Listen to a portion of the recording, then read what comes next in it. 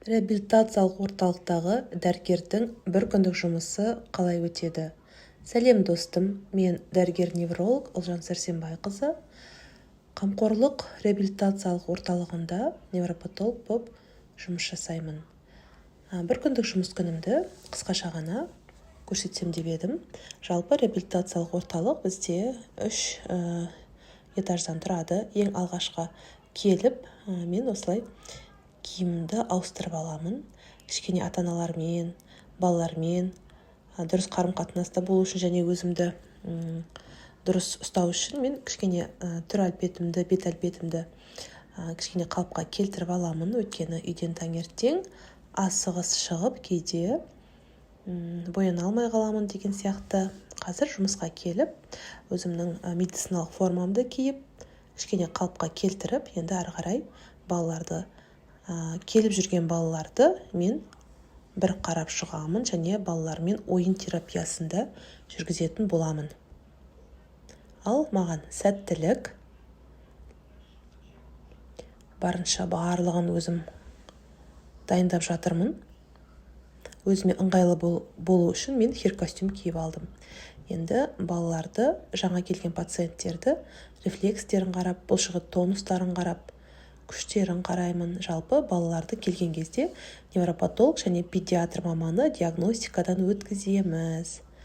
Енді мен бұрын келіп жүрген балаларды ойын терапиясы ретінде, яғни АФК кабинетінде мен тәрбиеші мамандарынан балаларды алып, өзім осылай ойын терапиясын жүргізіп жатырмыз. Балалар өткені кейде тек қана команданы орындай бергеннен жалығып кетеді.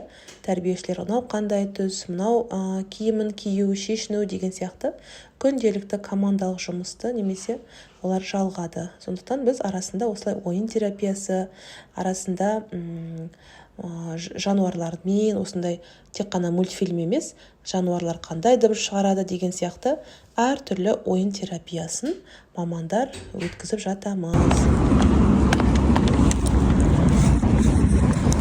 Ал менің бір күндік жұмыс күнім аяқталды. Түске дейін жұмыстамын мен. Осы қамқорлық орталығында осы жерде невропатолог дәрігер болып жұмыс жасаймын.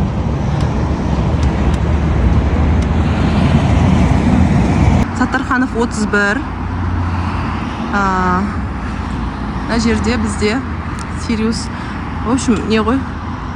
Ханшайым Плаза, Риксис бар мына жерде. И қамқорлық орталығы ментальды бұзушылығы бар балаларды қабылдайды. 3 жас пен 18 жастың арасында. Ментальды бұзушылығы деген психикалық ауытқуы бар дейміз, яғни балада тірек қимыл аппаратында бұзылысы жоқ. Бала яғни аяқ қолмен өзі жүре алады, бірақ түсінігі қалыптаспаған, үлкен кіші дәретті айта алмайды, мысалы, тамақты өзі іше алмайды деген сияқты.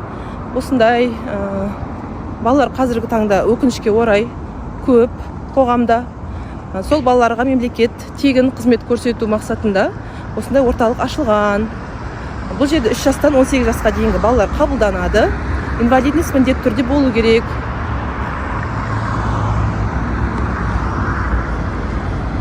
Мен қазір енді үйге қайтып жатырмын. Жалпы медицина мамандары үнемі білімдерін арттырып отыру керек.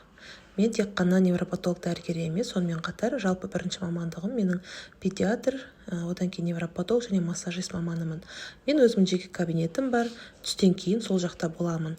Яғни балаларды қараймын және массаж жасаймын. Ал енді мен үйіме келдім. Баршаңызға сәтті күн болсын.